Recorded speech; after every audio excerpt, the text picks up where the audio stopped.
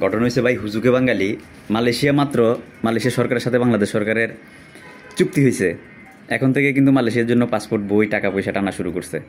আর আমরাও এত আহম্মকের আহম্মক যে যেভাবে বলতেছে মালয়েশিয়ার জন্য আমরা টাকা এবং পাসপোর্ট তুলে দিচ্ছি হাতে।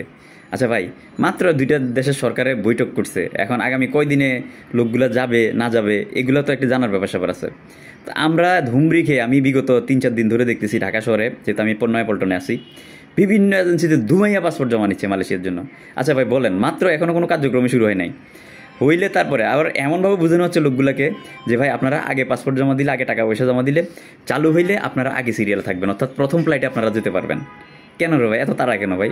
মালয়েশিয়া যে এতদিন বন্ধ ছিল, আপনারা মুখ বুঝে সহ্য করছেন না? তো এখন খুলুক, খোলার পরে 2-4টা ফ্লাইট যাক, তারপরে পাসপোর্ট জমা দেন। এভাবে তো প্রতারিত হবেন ভাই। তো যাই হোক, আল্লাহ সবাইকে সঠিক বুঝ দান করুক। কাজ করবেন ভাবিয়া, করিও কাজ, করিয়া ভাবিও না, নাহলে কিন্তু বিপদে পড়ে থাকবেন। কারণ মালয়েশিয়াতে অলরেডি বিগত দিনে কলিংয়ে যে লোকগুলো গেছে, শুরুতেই কিন্তু লোকজন গেছে, গিয়ে কাজও পাইছে, সব কিছু পাইছে। পরবর্তীতে কী হয়েছে, হিউজ পরিমাণ লোক, আমাদের তো ধরেন অ্যাটাস্টেশনের মাধ্যমে মালয়েশিয়া থেকেও অ্যাটাস্টেশন হয়, বাংলাদেশেও অ্যাটাস্টেশন হয়। এত স্বচ্ছতা জবাব দিতে তারপরেও গিয়ে মানুষ নাম সর্বস্ব কোম্পানিতে মানে গিয়ে পড়ে, মানে কোম্পানি আছে, কাজ নাই। আবার দেখা গেছে যে আপনার এজেন্ট ভিসা হয়ে গেছে, ওখানে যাওয়ার পরে আপনার সাপ্লাই হিসেবে কাজ করতেছে। এইগুলো আসলে যে যারা যাবেন খুব চিন্তা ভাবনা করে যাবেন, স্বচ্ছতা জবাবদিহিতার ভিত্তিতে। আর বিশেষ করে যেমন মালয়েশিয়াতে বিগত কলিংয়ে আপনার প্রথমে 25টা সিন্ডিকেট ছিল, পরে 50টা সিন্ডিকেট হয়েছে, পরে 75টা সিন্ডিকেট হয়েছে, পরে 100টা সিন্ডিকেট হয়েছে। এভাবে 100টা সিন্ডিকেটের মাধ্যমে লোকজন গেছে। এবার কিন্তু আর সিন্ডিকেটটা নাই। তো সিন্ডিকেটটা যেহেতু নাই, এখন ঢালাওভাবে সবাই কাজ করবে, আবার ঢালাওভাবে প্রতারিত হওয়ার চান্সও থাকবে। তো যাই করবেন, যেটাই করবেন ভাই ভেবেচিন্তে কাজ করেন। ওই কান চিলে নিয়ে গেছে, কানে হাত না দিয়ে দৌড়াইয়েন না। তো এই বিষয়টা হচ্ছে যে এমন, আগে কানে হাত দিয়ে দেখেন কান আছে কি না, থাকলে স্থির হয়ে দাঁড়িয়ে যান। কারণ মালয়েশিয়া কলিং খুলছে মানে এই না যে আপনি আজকে পাসপোর্ট জমা দিলে কালকে চলে যেতে পারবেন।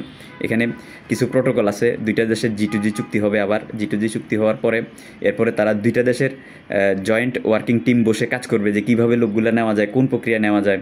তারপরে দুইটা দেশ থেকে একটা সমঝোতা হবে, সমঝোতা হওয়ার পরে তারপরে কিন্তু নির্দিষ্ট আগে যেরকম সুনির্দিষ্ট মেডিকেল সেন্টারগুলো ছিল ওই রকম সুনির্দিষ্ট মেডিকেল সেন্টার থাকবে, নাকি আরও মেডিকেল সেন্টার বাড়াবে, নাকি আরও কমাবে, তারপরে গিয়ে কোন সেক্টরে কত লোক নিয়ে যাবে, এই জিনিসগুলো নির্ধারণ করা সহ থেকে শুরু করে এরপরে মালয়েশিয়ার যে FWCMS পদ্ধতি আছে ওইটা থাকবে কি না, বা ওইটা থাকলেও কোন প্রক্রিয়া কাজগুলো হবে, সব কিছু মিলে এখনও কিন্তু একটা বেড়াতের অবস্থা পড়ে আছে। মানে এখনও কোনো কিছু একটা রোড ম্যাপের মধ্যে আসে নাই।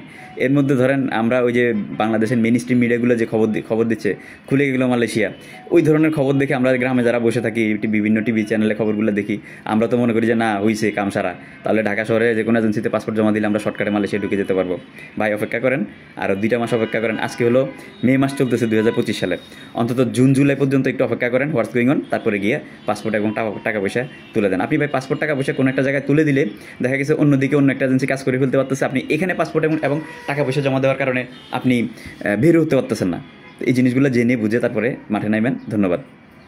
প্রবাস এবং প্রবাসী রিলেটেড নিত্য নতুন তথ্য এবং আপডেট পেতে আমার আইডিটি ফলো দিয়ে আমার সাথে যুক্ত থাকার জন্য বিশেষভাবে অনুরোধ রইল। আসসালামু আলাইকুম রহমতুল্লাহ বারকাতুহু।